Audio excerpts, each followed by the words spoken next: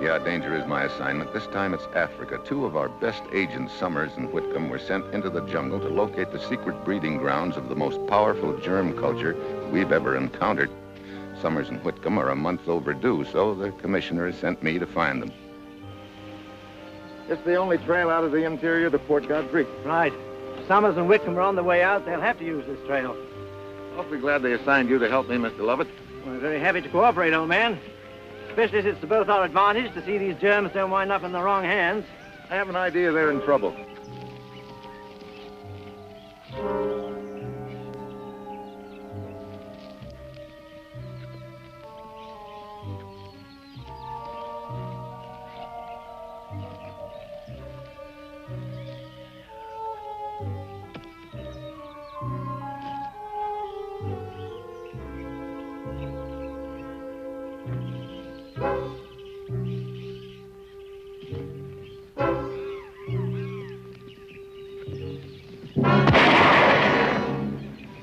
Hey. Sounded like it came from up ahead. You better take a look. It might be a hunting party, but on the other hand, it might not.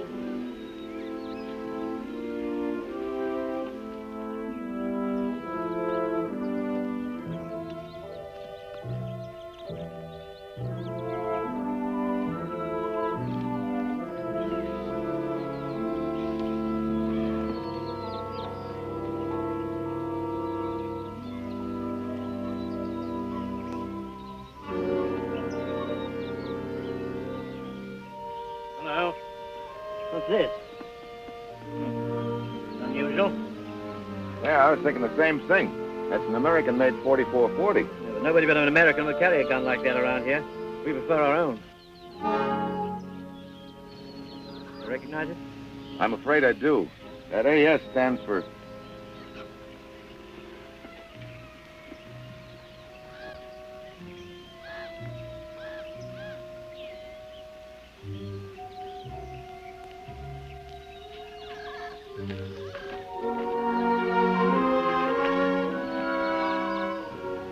Arthur Summers. Any idea who did this? None. Well, there's no good looking for him. Give a fellow a 20-second start here and you'll never find him. Chala Mukarak Taka. Or Kone Kid Chala. Take a look at that pack.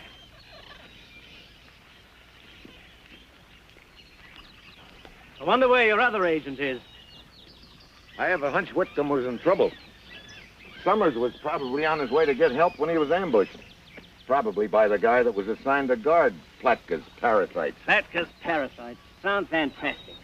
Unfortunately, it isn't. Platka was a European scientist sent here by unfriendly interests to develop his deadly germs. Yeah, but he died in Port Said last month, didn't he? Yeah, but he got his culture started and died of his own disease. Didn't he tell your chaps where the culture was hidden? No. We got a hunch he didn't have time to tell the other side either. Well, they must be good and deadly by now. Yeah, that's why we've got to find him before the other side. If Summers' death means what I think it means, they must be close. Yeah. Summers dead and Whitcomb... You no idea where in the interior Summers and Whitcomb were looking for these parasites, have you? Not the slightest. Well, if there isn't anything in that pack, I don't know where to look. And Africa's a pretty big place to search. Pretty crude affair. Yeah, it looks like he made it out of some kind of board.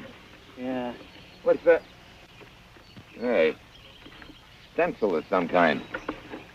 McDonough, looks like. McDonough? Yeah, ring a bell? Slightly, but I can't quite place it. The McDonough expedition. Yeah? About 15 years ago, a scientific expedition to the so-called lost city of Bengar. The which? Lost city of Bengar. Supposedly some ruins rather deep in the interior. Actually, the whole expedition was a fiasco. They never found a thing. Their theory was that this so-called lost city never really existed. Or if it had, all traces of it had slowly sunk away or rotted away or disappeared into the jungle. Interior, huh? How far in the interior is this place? Oh, about 150 kilometers. I wonder if Summers and Whitcomb could have been in that area. Summers could have found that almost anywhere in the jungle. Could have been carried off by natives or something like that. I suppose so. I'd still like to find out a little more about that region. Well, there is one man who might help us. Who? Stauffer, a white hunter, Port Godfrey. Yeah? Well, let's look him up, huh?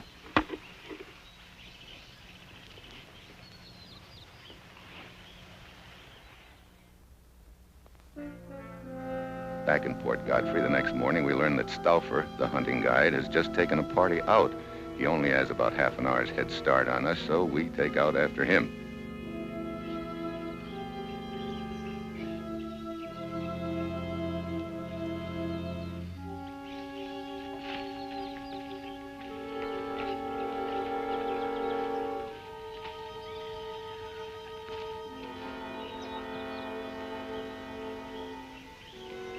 Oh, Mr. Stauffer, Yes, Mrs. Kepler?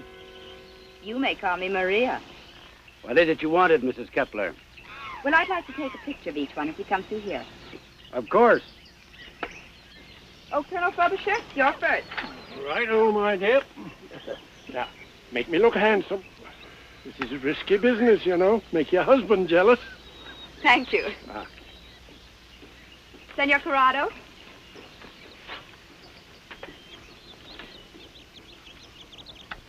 Thank you.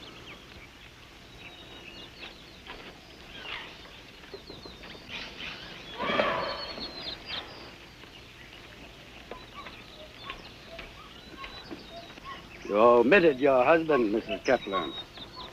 This is a very strenuous business, Mr. Stauffer. You seem to be doing all right for yourself. Well, under such expert care, why shouldn't I? Thank you. Oh, Mr. Stauffer, what does a hunting guide do in his spare time? A hunting guide has no spare time.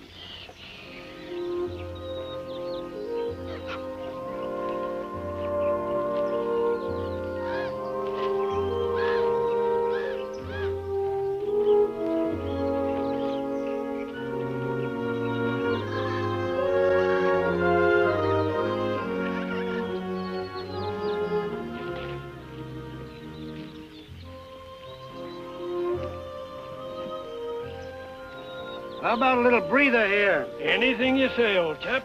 I certainly could use one.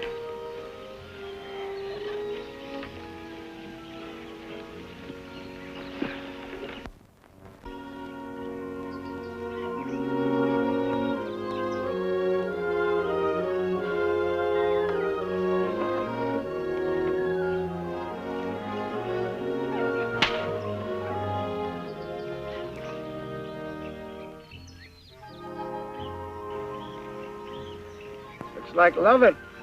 Excuse me.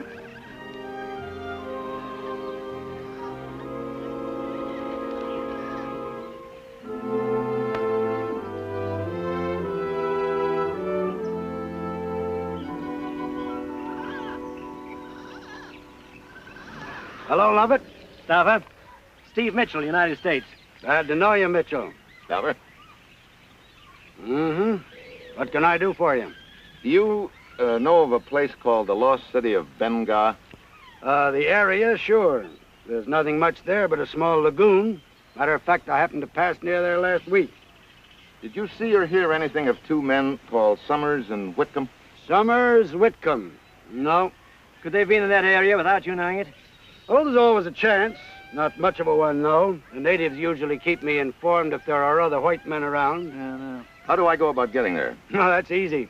Just tag along with me. You going near there? Yes, I've been hired to take this hunting party to the Canna Plateau country. That's right near there. Yeah, but it's a little late in the season, isn't it? I know, but they're anxious to get in some extra hunting, so I agreed to take them. Who are they? Well, that couple's a Mr. and Mrs. Kepler, retired colonel named Frobisher, and a Mr. Corrado. Did they know each other before they engaged you? Don't think so. Staying at the same hotel and cooked this up between them. I see. Mr. Stauffer, you've got yourself another customer. Glad to have you. Well, I'd better be getting back to Port Godfrey. Goodbye. Good luck. Bye, Lovett. Bye. Well, let me take you over and introduce you to the party. Okay, but I'd appreciate it if you didn't mention the credentials I showed you. I never saw them.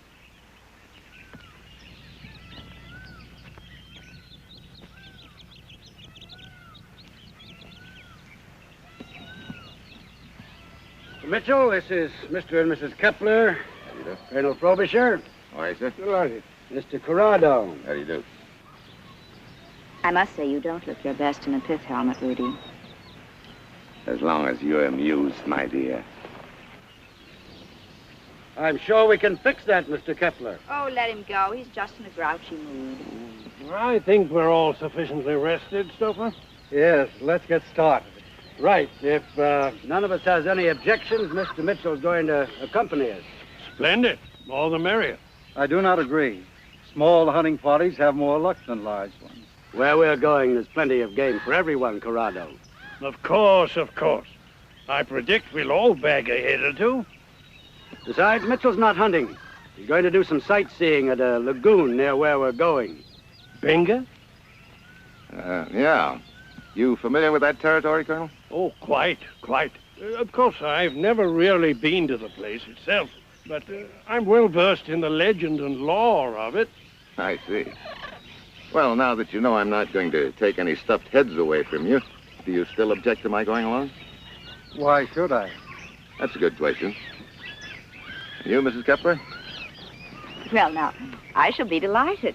And your husband? Well, Rudy will probably suspect you're taking the trip because of me. Oh? But since we've only just met, such a supposition would be quite groundless, wouldn't it? Yeah.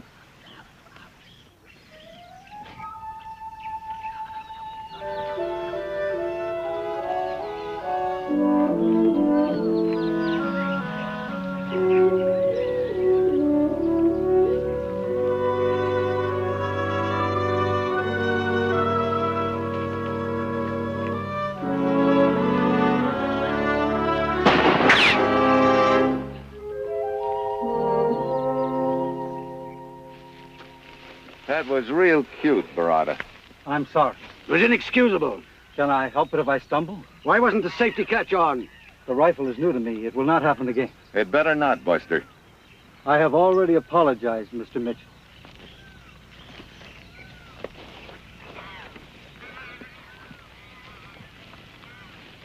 Maybe I better limit him to a cap pistol. That might not be a bad idea. Do you happen to know where any of them were yesterday morning? No. Port Godfrey, I suppose. Summers, a friend of mine, was shot and killed right outside of Port Godfrey yesterday morning. What? He may have been coming from the Bengai area. His buddy Whitcomb might still be there. That's what I want to find out. And this party specifically asked to be taken near the Benga area. Yeah. You think that was an accident, Mitchell? I wish I knew.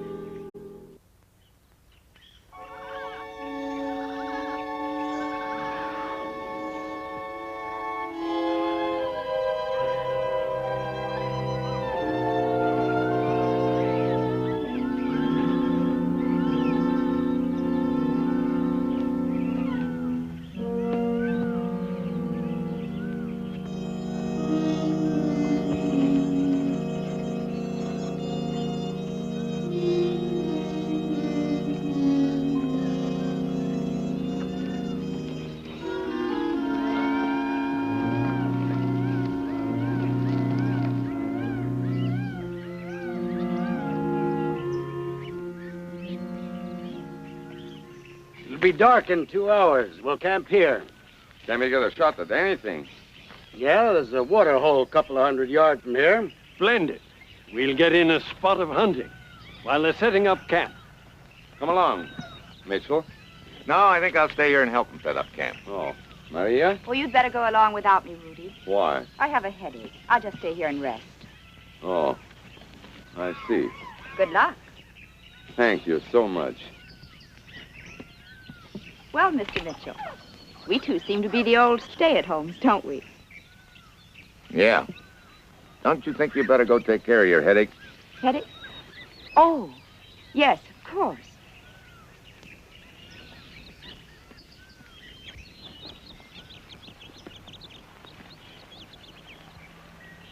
The water hole's just ahead.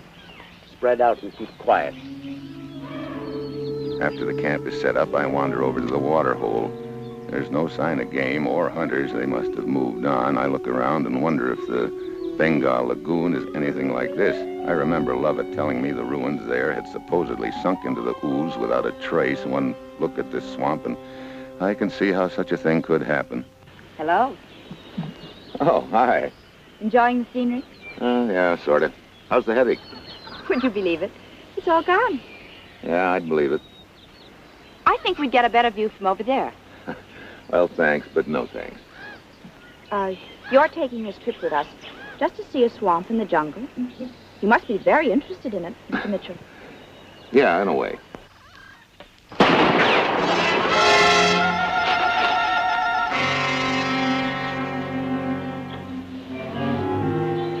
Where did it come from? Could have come from any place.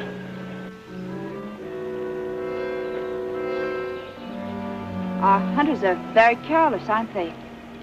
Yeah. Come on, let's get out of here. Well, right now I've got a lot of questions chasing themselves around in my head, all of them unpleasant. Was the shot carelessness? Was it Maria's jealous husband? Or was Maria a decoy to line me up for a shot by somebody who doesn't want me to make a trip to the Bengal Lagoon?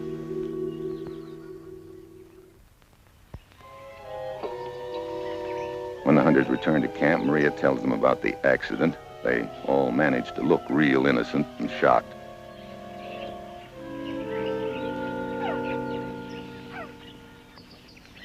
I say, what a beastly thing to have happen, old chap. Oh, it could have been more beastly, I guess. As you see, others beside myself are sometimes careless with weapons. Couldn't possibly be me, old boy. You know, I moved away from the water hole. Like to play the lone hunter, if you know what I mean. But I'm positive I was well out of range of camp. As it turns out, it would have been much safer to join the hunting party rather than stay here in camp, wouldn't it? Yeah, I guess so. Well, in any case, I'm quite sure the shot didn't come from my rifle. Oh, no? I found nothing to shoot, so I didn't use my rifle at all.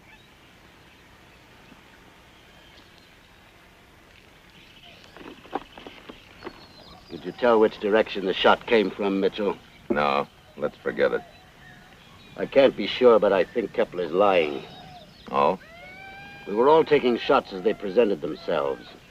At one point, I was standing near a figure in a clump of brush as he fired. As I say, I can't be sure, but I think it was Kepler.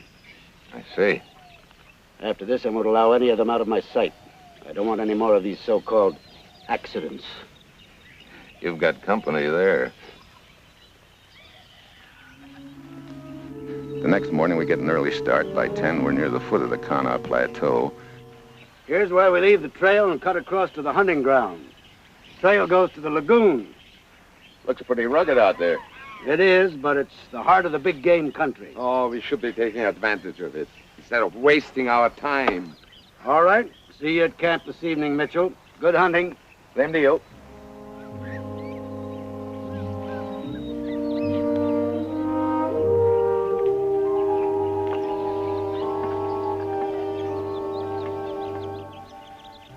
The hunting I've got in mind, I want to do alone. My hunch is that somewhere close lies the answer, not only to what happened to Whitcomb, but maybe even the location of Plotko's parasites.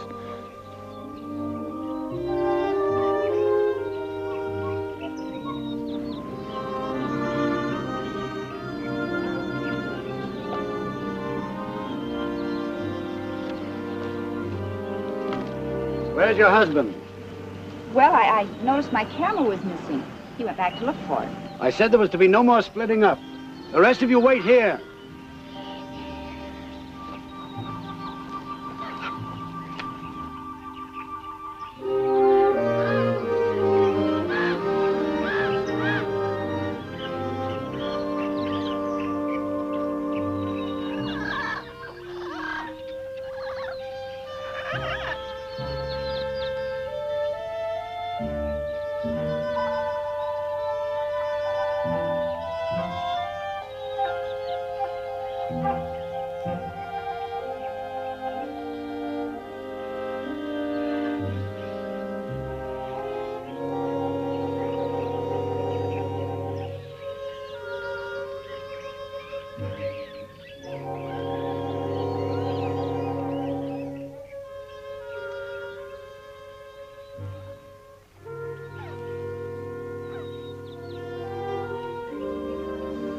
Whitcomb.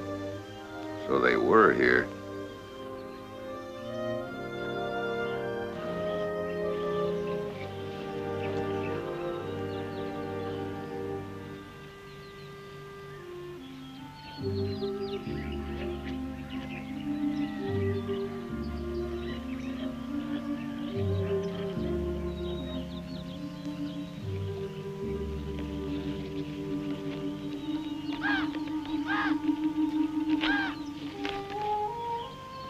This is the location I described in my report. I'm leaving this information here as a precaution in case anything happens to me.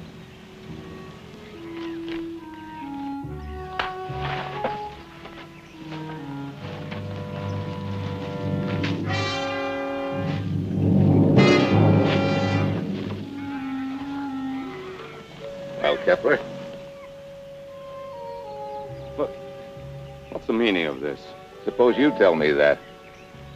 I came back to look for my wife's camera. Very convenient alibi, Kepler. You know, maybe you're my boy. What are you talking about? The one who tried to kill me twice to keep me away from this lagoon? Oh, now you're talking nonsense. If I had followed you here to kill you, would I have come unarmed? Well, maybe you've got something there. Kepler! Kepler!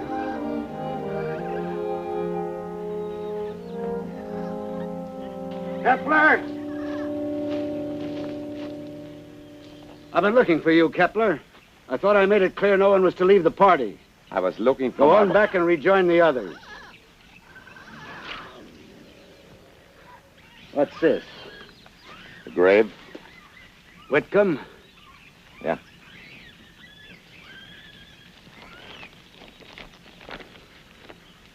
Follow the line of the grave, the short end, to the edge of the lagoon. Okay.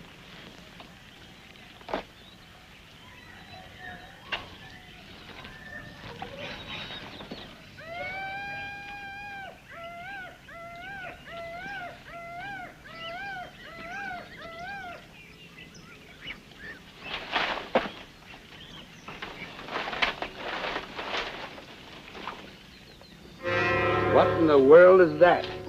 Wait a minute, stay away. That's a culture of deadly parasites. You mean someone has deliberately been culturing these parasites here? Yeah. That's what I was looking for. That's what Whitcomb and Summers were looking for. I have an idea that whoever killed them was assigned to guard these things until they could get them in bottles and get them out of here. And I think they're in our party. Got a line on who it might be? I'm afraid not, Stauffer. See, he didn't write anything except the location. Wait a minute. Some writing on the back here, kind of faded. I didn't get a chance to destroy the cultures. I had to hide this information with Whitcomb's body before... Go on, Mitchell.